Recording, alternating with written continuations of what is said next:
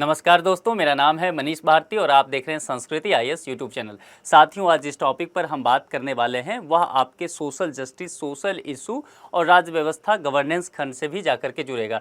कई बार ऐसे के टॉपिक के लिए आपके लिए बहुत उपयुक्त होने वाला है। थोड़ा सा संवेदनशील मसला भी है। दरअसल देखिए, क्यों अहमदिया समुदाय को नहीं माना जाता मुस्लिम, यहाँ पर अहमदिया समुदाय को लेकर के बात की गई है। वैसे तो देखिए, अहमदिया समुदाय को जो है मुसलमानों में एक उपजाति के रूप में माना गया है, लेकिन यहाँ पर आप देखेंगे कि आगे हम डिस्कशन करेंगे, यहाँ पर जो सुन्नी मुसलमान हैं वह इसे मानने से इनकार करते हैं, उसे इस्लाम के अंतर्गत इसे नहीं मानते हैं और निष्कासित करते हैं। यह भारत के संदर्भ में ही नहीं है, दुनिया भर के देशों में ऐसा माना जाता है। जो भी इस्लामिक देश हैं, खास करके पाकिस्तान की स्थिति पर भी हम चर्चा करेंगे, जहाँ पर अहमदिया मुसलमान की स्थिति और भी दयनीय हो जाती है। हाल फिलहाल में अभी क्या ऐसा मुद्दा आ गया है कि जिस पर हमारे लिए चर्चा करना जरूरी हो गया है, उसे समझ लेते हैं। भारत में अहमदिया समुदाय को गैर मुस्लिम घोषित करने से जुड़ा पूरा विवाद क्या है, इसको हम देखते हैं। देखिए, गैर मुस्लिम घोषित करने की बात की गई है, यानी कि अहमदिया समुदाय का कहना है कि वे मुस्लिम हैं, लेकिन बाकी जो मुस्लिम समुदाय है उनका मानना है कि इन्हें मुस्लिम ना माना जाए। इनकी संपत्ति को लेकर के भी कुछ मामला जुड़ा हुआ है, तो इन्हीं सब संदर्भ में हम डिटेल से बात करेंगे। इसकी पृष्ठभूमि की बात जब हम करते हैं तो हालिया जो अभी चर्चा में मुद्दा आया है वह दक्षिण भारत के एक राज्य आंध्र प्रदेश से मामला उभर करके सामने आया है। वैसे जब भी आपके समक्ष अहमदिया मुसलमान का चर्चा आए तो आप इसे समझ लीजिए, यह कोई नया मसला नहीं है। आप कहते हैं ना कई बार कि सर करंट अफेयर्स कैसे पढ़े। करंट अफेयर्स कोई नया मसला नहीं होता है कि आज का टॉपिक वो बन के आया है, उसका जुड़ाव कहीं ना कहीं पीछे से रहता है। ठीक है, तो इसका कॉन्सेप्ट बहुत पुराना है, ये विवाद बहुत पुराना है। हालिया कुछ मुद्दे जुड़ करके जरूर उसमें सामने आ जाते हैं और फिर वह नया हो जाता है। तो करंट अफेयर्स की ऐसे ही तैयारी होती है, यही अप्रोच लगाना होता है। फिलहाल जैसा मैंने कहा कि आंध्र प्रदेश के यहाँ से आंध्र प्रदेश से ये मामला उभर करके सामने आया है। यहाँ आप देखिए, यहाँ पर जो है वक्फ बोर्ड की बात की गई है। ठीक है, वक्फ बोर्ड द्वारा 2012 में एक पुराना केस था, उसमें फतवा जारी किया जाता है और उस फतवा के आधार पर एक प्रस्ताव पारित किया जाता है। उस प्रस्ताव में कहा जाता है, राज्य के काजियों के, आंध्र प्रदेश राज्य के जो काजी हैं उनसे कहा जाता है कि ये जो अहमदिया मुसलमान है आप इनका निकाह ना पढ़वाएं। इसका कारण इनको क्या दिया जाता है कि क्योंकि ये जो है मुसलमान, हम इन्हें मानते ही नहीं हैं, ये मुसलमान हैं ही नहीं। तो यदि ये मुसलमान नहीं हैं तो मुस्लिम रीति रिवाज के आधार पर इनका निकाह ना पढ़वाया जाए, ये काजियों को निर्देश दिया जा रहा है फतवा जारी करके।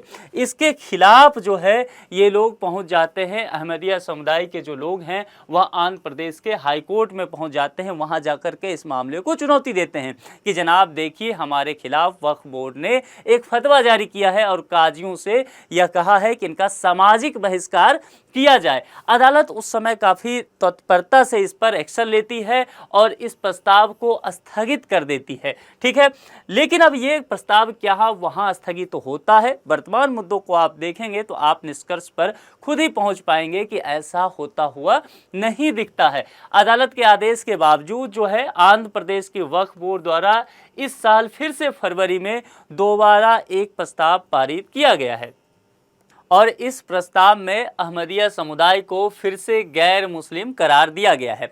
यहाँ पर वक्फ ने कुछ बातें कही है और उसने अहमदिया समुदाय के संपत्ति से जुड़ा हुआ कुछ मसला कहा है और इन्होंने कहा है कि इनके जो संपत्ति हैं उसको अलग कर दिया जाए। वक्फ बोर्ड की संपत्ति से अहमदिया समुदाय की संपत्ति को अलग करने की बात की गई है और राज्य सरकार से वक्फ बोर्ड जो है अनुरोध करती है, आंध्र प्रदेश के राज्य सरकार से, कि ये जो अहमदिया समुदाय की संपत्ति है इसे आप सीधे अपने प्रबंधन में ले लीजिए, यानी कि राज्य सरकार अपने प्रबंधन में ले ले। ध्यान रखिए, वक्फ बोर्ड जो है वह मुसलमानों के जो जुड़े हुए मसले होते हैं, उनसे संपत्ति से जुड़ा हुआ मसला, उनका प्रबंधन इन्हें दिया जाता है। ठीक है, लेकिन यहाँ पर राज्य सरकार को वक्फ बोर्ड कह रही है कि देखिए, अहमदिया समुदाय चूंकि मुसलमान है ही नहीं, इसलिए इनके संपत्ति से मुझे कोई लेना देना नहीं है, आप अपने प्रबंधन में ले लीजिए। ठीक है, अब इसको लेकर के मामला बढ़ता है। यहाँ पर एक संगठन है जमीयत उलेमा हिंद, तो इसके बारे में कुछ समझते हैं और इसकी क्या प्रतिक्रिया इस मुद्दे पर है, इसे देखते हैं।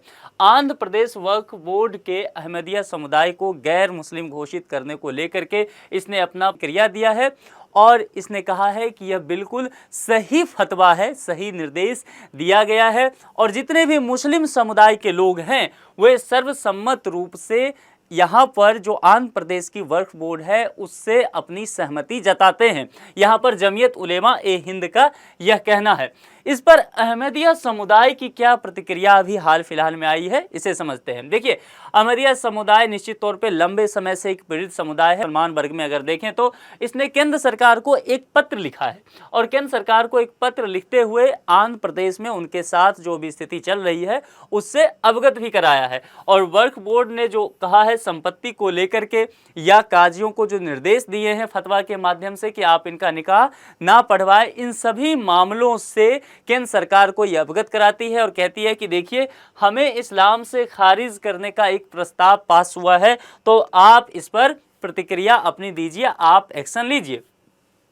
केंद्र सरकार इस पर क्या प्रतिक्रिया देती है, अब इसे समझ लेते हैं। जब केंद्र सरकार के पास ये मुद्दा पहुंचता है तो केंद्र सरकार आंध्र प्रदेश के राज्य सरकार को निर्देश देती है और राज्य सरकार से कहती है कि वक्फ बोर्ड जो काम कर रहा है वह असंवैधानिक है और गैर कानूनी है। यह जो प्रस्ताव फतवा पास किया गया है, दोनों ही शब्द देख लीजिए, गौर कीजिए। असंवैधानिक यानी कि संविधान सम्मत नहीं है और कानून सम्मत ये बात नहीं है। इसीलिए यह जो प्रस्ताव पास हुआ है, आप इस प्रस्ताव की जरा समीक्षा कीजिए और देखिए कि क्या मसला है। केंद्र आंध्र प्रदेश सरकार से कह रही है। इसके लिए तर्क भी दिया जा रहा है और तर्क क्या देता है कि वक्फ बोर्ड को अहमदिया समुदाय समेत कोई भी समुदाय हो उसकी धार्मिक पहचान तय करने का अधिकार नहीं है। ये केंद्र सरकार कह रही है कि आप कौन होते हैं वक्फ बोर्ड कि आप किसी समुदाय की धार्मिक पहचान तय करेंगे। संविधान यह अधिकार आपको नहीं देता है, इसलिए यह मसला आपका नहीं है, केंद्र सरकार यहाँ कह रही है।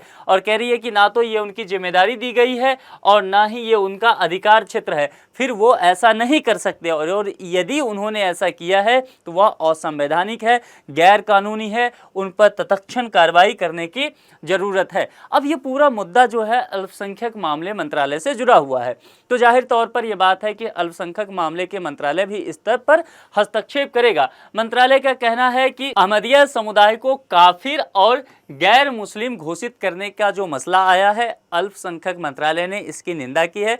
अभी अल्पसंख्यक मंत्रालय स्मृति ईरानी देख रही हैं, तो इन्होंने इस पर अपना बयान भी दिया है और इन्होंने कहा है कि देखिए, यह जो मसला है आंध्र प्रदेश वक्फ बोर्ड का, यह अहमदिया समुदाय के पूरे समुदाय के प्रति नफरत फैलाने का एक मुहिम चलाया जा रहा है और यह नफरत सिर्फ आंध्र प्रदेश तक सीमित नहीं रहेगा, बल्कि इसका पूरा प्रभाव जो है पूरे भारतवर्ष पर पड़ने वाला है। और सच कहें तो भारत से बाहर भी पाकिस्तान और बांग्लादेश तक बाकी भी देशों में इसका प्रभाव देखने को मिल सकता है। अल्पसंख्यक मंत्रालय वही बात कह रही है जो केंद्र सरकार ने कहा है कि भाई, वक्फ बोर्ड को किसने ये अधिकार दिया कि वह किसी का धार्मिक पहचान तय करे, और यह काम जो वो कर रही है वह उसके अधिकार क्षेत्र में नहीं आता है, तो इसीलिए वह गैर संवैधानिक काम है, गैर कानूनी है और उस पर कार्रवाई की जानी चाहिए। अल्पसंख्यक मंत्रालय ने आगे बढ़ते हुए यहाँ तक कहा कि वक्फ के पास संपत्ति की व्यवस्था को देखना और उसकी सुरक्षा करना ही उसकी जिम्मेदारी है, इससे आगे का काम वह नहीं कर सकती है, उसके अधिकार क्षेत्र में नहीं आता है। तो यह तो सारा मसला हमने देख लिया। अब हम समझते हैं कि आखिर ये अहमदिया समुदाय के लोग कौन हैं जिनके प्रति जो खुद को तो मुसलमान बताते हैं लेकिन बाकी जो मुसलमान हैं वह उनको गैर मुसलमान बताते हैं। देखिए, सुन्नी मुसलमान जो है उनकी ये उपजाति है। मुस्लिम में दो समुदाय हैं, एक सुन्नी एक शिया। तो सुन्नी समुदाय की एक उपजाति माना जाता है अहमदिया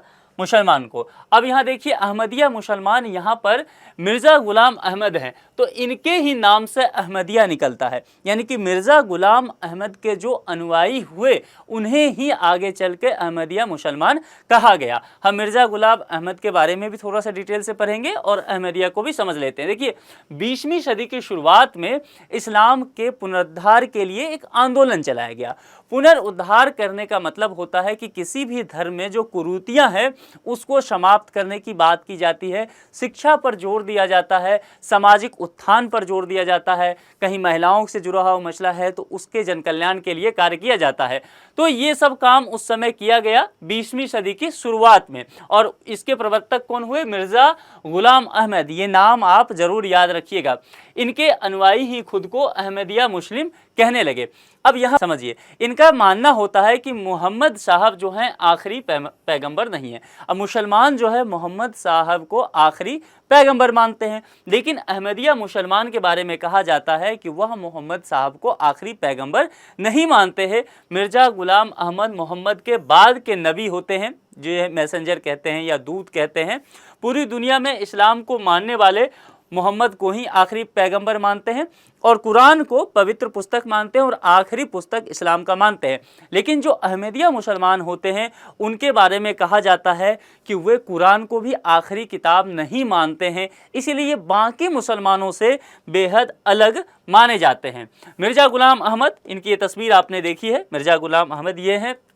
इनका जो जन्म होता है वो ब्रिटिश भारत के दौरान, यानी ब्रिटिश भारत कहने का मतलब है कि उस समय भारतवर्ष, पाकिस्तान और बांग्लादेश ये तीनों एक ही साथ हुआ करते थे। 1947 से पहले की बात की जा रही है। तो ब्रिटिश भारत में पंजाब प्रांत में 13 फरवरी 1835 को इनका जन्म होता है।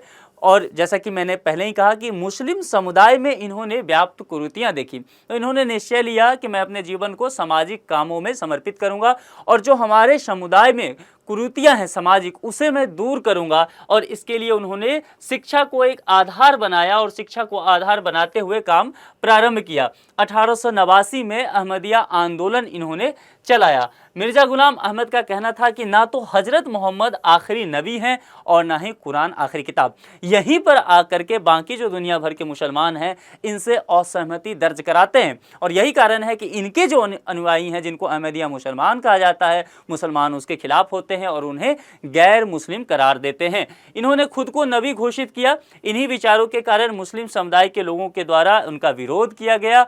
उनके अनुयायी को भी मुसलमान मानने से इनकार कर दिया गया। देखिए, अभी जो ये मसला आया है तो यहाँ पर अहमदिया मुसलमान का ये कहना है कि दरअसल ऐसा नहीं है, ये बाकी जो सुन्नी मुसलमान हैं ये मेरे खिलाफ, मतलब हमारे समुदाय के खिलाफ प्रोपेगेंडा चलाते हैं कि ये हज़रत मोहम्मद को आखिरी नबी नहीं मानते या कुरान को पवित्र पुस्तक नहीं मानते हैं। अहमदिया मुसलमान का कहना है कि ऐसा नहीं है, हम भी मानते हैं।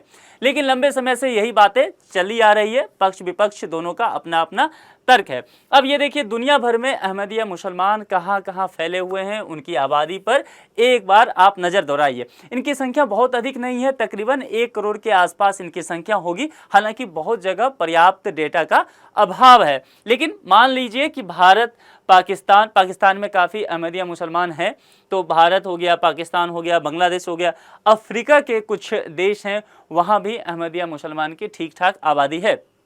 ये जो देख रहे हैं आप डार्क ग्रीन आप देख रहे हैं, ये अफ्रीका के कुछ जगह या पाकिस्तान में आप देखेंगे, इंडोनेशिया का कुछ जगह आप देखेंगे, यहाँ पर तकरीबन इनकी आबादी जो है 10 लाख से अधिक बताई जाती है इन देशों में। जैसे ये भारत हो गया या अफ्रीका के ये देश हो गए, यहाँ पर तकरीबन इनकी आबादी जो है 1 लाख के आसपास बताई जाती है। और ये जो आप ग्रीन देख रहे हैं, लाइट ग्रीन, इन सभी देशों में इनकी आबादी जो है बहुत कम बताई जाती है और 10,000 के आसपास बताई जाती है। ये जो वाइट कलर से आपको जो जगह दिख रहा है, इस जगह का मतलब है कि यहाँ का डेटा उपलब्ध नहीं है कि वहाँ अहमदिया मुसलमानों की संख्या कितनी पाई गई है। ठीक है, अब इस्लाम को यहाँ पर समझ लीजिए। ये जो कहा गया है कि इस्लाम अगर 100% में देखें तो सुन्नी और शिया, जैसा कि मैंने पहले भी कहा था कि 2 वर्ग हैं, तो सुन्नी मुसलमान जो हैं दुनिया भर में 80% के आसपास हैं और शिया मुसलमान जो हैं 20% के आसपास बताए जाते हैं। अब यहाँ पर देखिए, अगर सुन्नी मुसलमान को बांटे तो हनफी एक वर्ग आता है।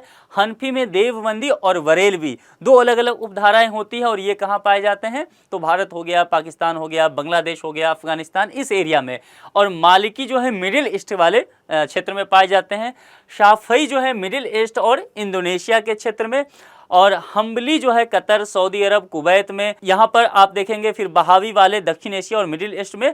और अहमदिया यहाँ जिसकी हम बात कर रहे हैं, तो अहमदिया जो है भारत, पाकिस्तान, बांग्लादेश, थोड़े बहुत अफगानिस्तान में भी और अफ्रीका के कुछ देशों में इनकी मौजूदगी पाई जाती है। शिया मुसलमान को अगर हम देखें तो देखिए, शिया मुसलमान जो है ज़्यादातर आबादी, अगर आप 20% है ना यहाँ, तो 20% का ज़्यादातर आबादी जो है वह ईरान में मिलते हैं। ठीक है, अब जब विश्व राजनीति को आप पढ़ेंगे तो आप देखेंगे कि ईरान और सऊदी अरबिया का काफ़ी तकरार रहता है। इसका कारण एक आर्थिक तो हो ही सकता है, वैचारिक हो ही सकता है, लेकिन एक बड़ा कारण जो इसका है धार्मिक है, क्योंकि वहाँ सऊदी अरबिया में सुन्नी मुसलमान अधिक हैं, बहुसंख्यक हैं, और यहाँ पर शिया जो हैं वह ईरान में बहुसंख्यक हैं। तो शिया और सुन्नी का टकराहट देखने को लंबे समय से चलता आ रहा है। ठीक है, आप इस्लाम के इतिहास को जब पढ़ेंगे, कैसे कैसे इस्लाम का विकास हुआ, तो इसमें आप इन चीज़ को पढ़ पाएंगे। तो इश्ना अशअरी जो है वह ईरान में, इराक, भारत, पाकिस्तान और लेबनान जैसे जगहों पे पाए जाते हैं। और इस्माइली जो भारत में भी इस्माइली हैं, ईरान, मिडिल ईस्ट और पाकिस्तान में भी होते हैं। तो फातमी, बोहरा, खोजे, नुसैरी, आप भारत में आप ये सरनेम भी सुनते होंगे, टाइटल। और जैदी जो हैं यह यमन में पाए जाते हैं। हालांकि जैदी जो यमन में है उनकी कुछ तादाद जो है भारत में भी है, मौजूद हैं ऐसे। अब भारत में अहमदिया समुदाय की स्थिति पर जरा हम चर्चा करते हैं, चूंकि भारत के संदर्भ में और हम पाकिस्तान के संदर्भ में एक बार देखेंगे। देखिए 2011 की जनगणना को हम बेस ईयर बना लेते हैं। तो 2011 की जनगणना के अनुसार देखेंगे तो एक फिरका मतलब वर्ग होता है, इसको एक अलग फिरका या वर्ग के तौर पे 2011 का सेंसस जो है वह स्वीकार करता है। और जैसा कि मैंने पहले भी कहा था कि इसकी संख्या बहुत ज़्यादा भारत में नहीं है, तकरीबन 1 लाख तक बताई गई है। और ये ज़्यादातर जो पाए जा रहे हैं जो कि पंजाब के कादियान कस्बे में, ये कादियान कस्बा है, इसी कस्बे में अहमदिया समुदाय के जो संस्थापक थे मिर्ज़ा गुलाम अहमद, उनका जन्म हुआ था। तो ज़्यादातर लोग वहीं रहते हैं। बाकी लोग दिल्ली, महाराष्ट्र, ओडिशा, बंगाल और बिहार में भी आप भारत के मैप पे देखेंगे तो इन स्टेट में इनकी आबादी कुछ हद तक पाई जाती है। अब पाकिस्तान की स्थिति को देखिए। पाकिस्तान में अहमदिया मुसलमान जो हैं वह मुसलमान नहीं माना जाता है, इसको देखिए। और पाकिस्तान में इसकी स्थिति काफ़ी दयनीय है। जो भी अहमदिया मुसलमान वहाँ हैं वो अपनी पहचान छुपा करके रखते हैं। दूसरी बात, पाकिस्तान पहला ऐसा देश है जिसने कानून पास किया अपने संसद से, और कानून पास करके ये तय किया कि अहमदिया मुसलमान को गैर मुस्लिम माना जाए, उन्हें मुसलमान नहीं माना जाए। कारण यही कि हज़रत मोहम्मद को वो आखिरी नबी नहीं मानते हैं और कुरान को आखिरी पवित्र ग्रंथ नहीं मानते हैं।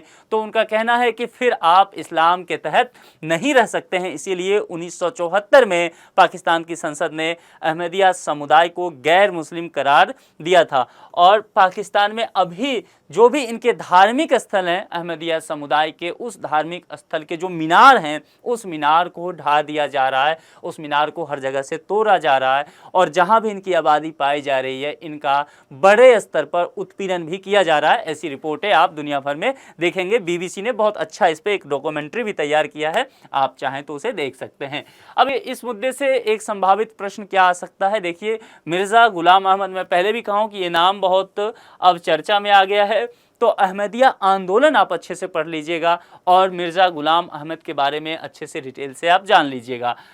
मिर्ज़ा गुलाम अहमद द्वारा अहमदिया आंदोलन कब चलाया गया? 4 विकल्प हैं। 1889 में, वर्ष 1898 में, वर्ष 1989 में और वर्ष 1998 में।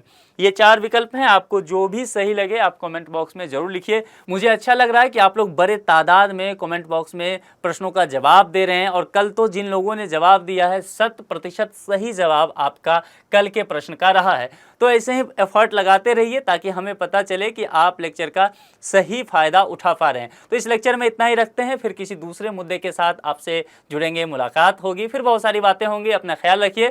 Thank you.